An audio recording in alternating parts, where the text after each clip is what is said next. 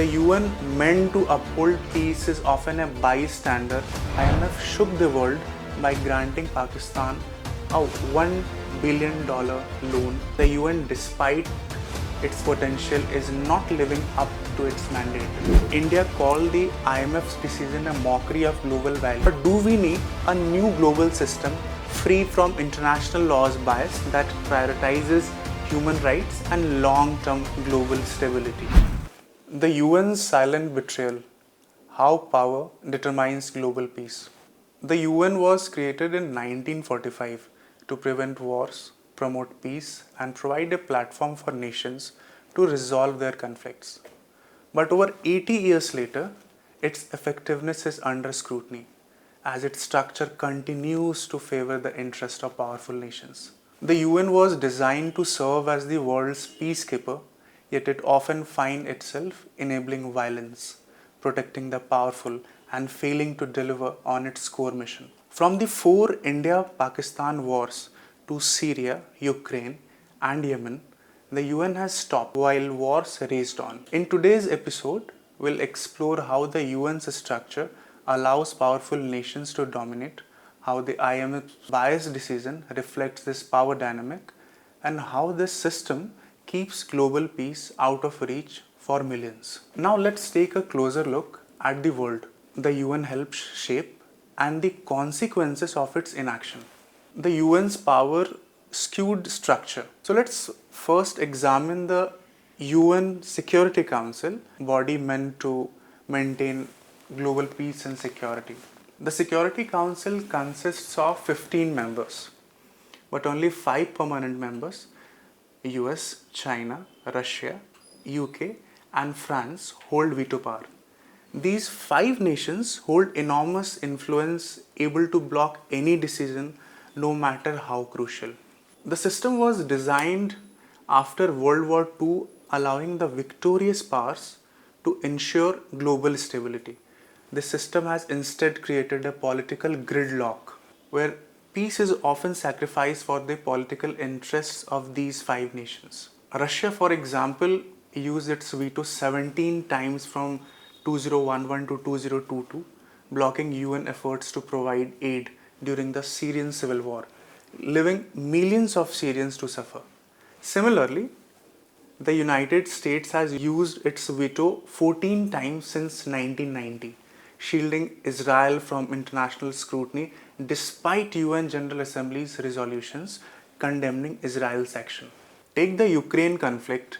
Russia's invasion has devastated millions, with over 8 million people displaced and more than 10,000 civilians killed by 2024.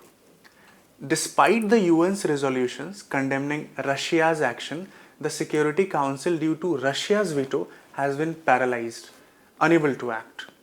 The UN, meant to uphold peace, is often a bystander, allowing the interest of just a few powerful nations to dominate.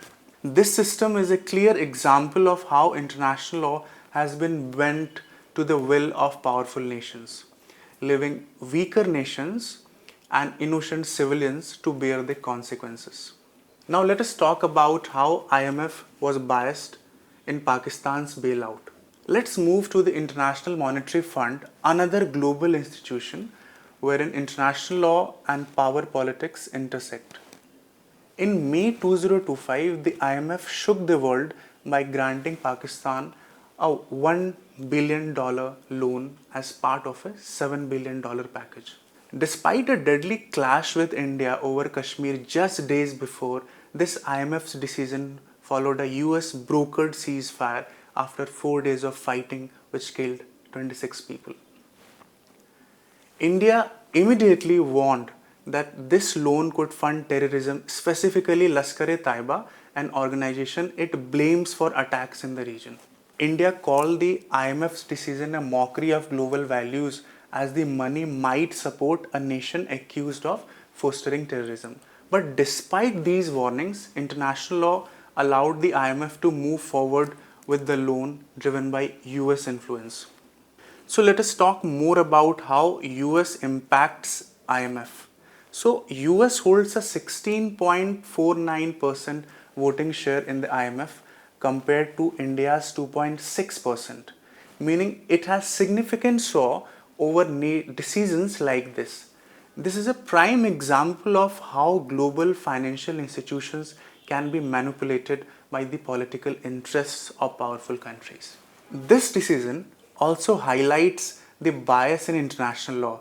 The US, through its IMF influence, pushed the bailout through despite India's concerns over terrorism funding. It shows how powerful nations twist international systems for their own advantage. If we go back and read Gold's book, you will understand that IMF's critique is very clear, wherein powerful countries often manipulate global financial institutions to further their own agendas, regardless of the consequences for global peace. The IMF's decision to fund Pakistan in the wake of violence is just another example of how the powerful can dominate international systems, even when they risk escalating conflict and supporting terrorism. Now let us talk about how there were wars and the UN couldn't stop this and was biased in prosecution. If we shift our focus to wars the UN couldn't stop, a tragic list that exposes how international law has failed to address global violence. Since 1945, the world has seen 478 wars, about one every 2 months.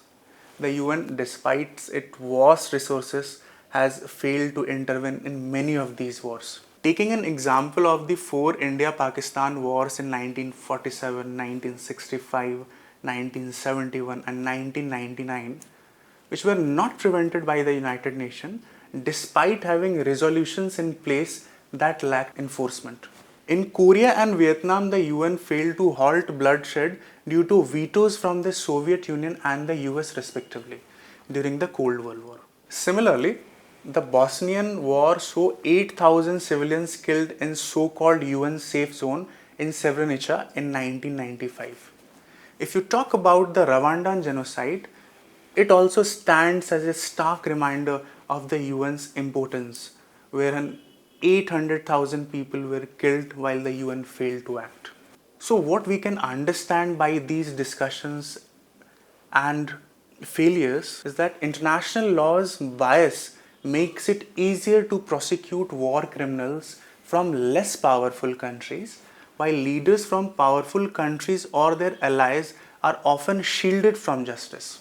The International Criminal Court, or the ICC, which is backed by the United Nations, convicted Omar al-Bashir for the Darfur genocide. But no US or Russian officials have faced trials for their roles in Iraq and Syria despite millions of deaths. So if we read The Tower of Babel by Gold, the author argues that veto power blocks referrals to the ICC, allowing leaders of powerful nations to escape justice, further highlighting the double standards in international law. Now let us talk about another limb of international law wherein financial contribution and their impact on peacekeeping can be understood. If you peruse the financial side of the United Nations, because the money behind the mission is just as important as the political power, the United States, as the largest contributor to the UN, contributes a significant amount to both the regular budget and peacekeeping operations. In 2024, the US was assessed at 22% of the regular budget and 27% of the peacekeeping budget. But there is a catch. The US Congress has capped its peacekeeping contributions at 25%, a limit set back in 1995 due to concerns the US share was too high. This limit has meant that the US has been in arrears with payments, affecting the funding available for crucial peacekeeping missions. So in fact, if we ponder more, we might understand that the UN's peacekeeping budget for 2024 and 2025 is about $5.6 billion, a decrease of 8.2% from the previous year's budget. This amount is needed to finance 9 out of 11 peacekeeping missions around the world, and it includes the support and logistics provided through the global service centers in Italy and Uganda. However, there is still less than 0.5% or 1% of global military expenditure, which were around $2,443 billion in 2023. So while the UN's peacekeeping budget is essential, it is dwarfed by global military spending, which raises a serious question. If the UN is so underfunded, how can it truly address global conflicts? The top contributors to the peacekeeping budget for 2024 and 2025 include the United States contributing 26.95%, China at 18.69%, Japan at 8.03%, and this list continues with countries like Germany, UK, France with varying contribution.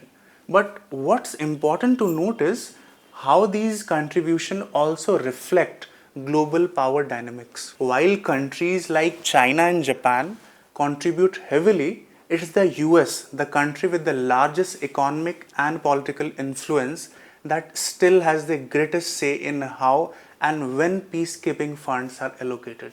Despite these contributions, the United Nations remains severely constrained in its ability to prevent large-scale conflicts. Not due to its inability, but because its reliance on political cooperation between powerful states. Now let us understand why this matters and what's the next step which can be taken. So this matters because international law's bias creates a world where the powerful dominate and millions are left behind. The UN's failures in conflict like the India-Pakistan wars, Syria, Rwanda and Gaza, its failure to hold powerful nations accountable and the IMF's questionable financial decision all point to a broken system. The UN, despite its potential, is not living up to its mandate. It's not just about inefficiency, it's about a system that actively supports the powerful and leave the powerless to suffer.